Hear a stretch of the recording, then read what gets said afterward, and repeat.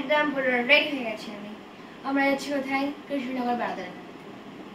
Actually যাওয়ার কথা তো অনেক দিন ধরেই হচ্ছিল, বাট সময় হয়ে উঠছিল না। ফাইনালি সেদিনকে সময় হয়েছিল আর আমরা যাচ্ছিলাম বারোদুলি মেলাতে।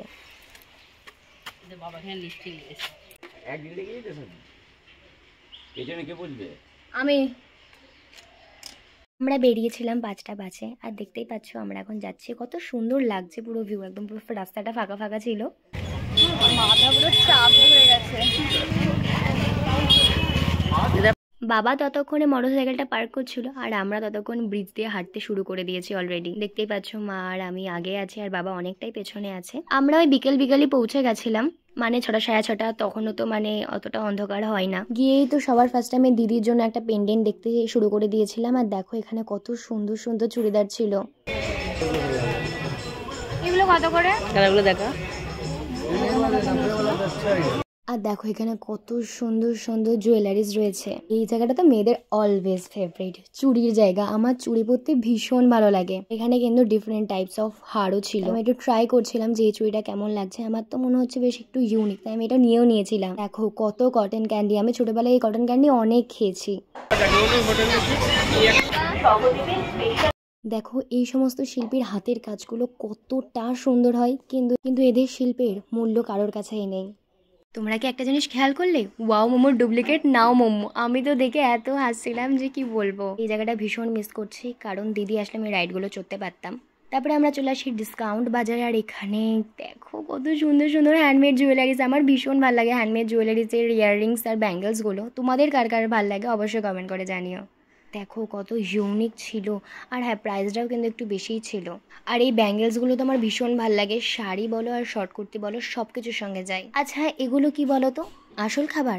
একদমই নয়, এগুলো কিন্তু সম্পূর্ণ ছিল মাটির তৈরি। তারপরে আমরা প্রত্যেকবার যেখানে আসি সেটা হচ্ছে কি যে এই গ্লাসের দোকানে। এই দোকানটা আমার এত ভালো লাগে, এত সুন্দর সুন্দর কালেকশন যে কি বলবো, মানে দেখলেই মনে হয় যে সব কিছুই নিয়ে নিই। আমি এখানে এই দুটো বোল দেখছিলাম, দেখো কত সুন্দর দেখতে, বাট নেয়নি। দেখা এইগুলো 50 টাকা করে।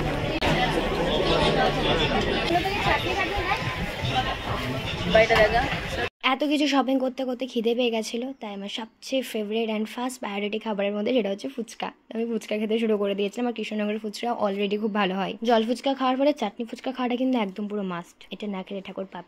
মেলা থেকে বেরিয়ে যাবো এমন সময় দেখি ক্ষীরের ওই কুলফিগুলো, এগুলো এত নস্টালজিয়া যে কি বলবো। আমি ছোটোবেলায় যখন কৃষ্ণনগরে বাবা থাকতো তখন আমি মানে প্রত্যেক দিন খেতাম। এগুলো এত ভালো হয় খেতে, এখন আর দেখতেই পাওয়া যায় না সেরকম। দেখতেই পাচ্ছ আমরা মেলা থেকে বেরিয়ে পড়েছি, কারণ গরমে বাবার শরীরটা একটু খারাপ করছিল।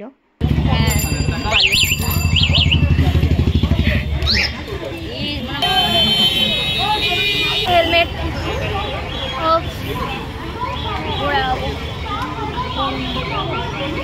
তারপরে আমরা একটু মিষ্টি কেনার জন্য দাঁড়িয়েছিলাম, ঠাকুরের জন্য আর আমাদের জন্য।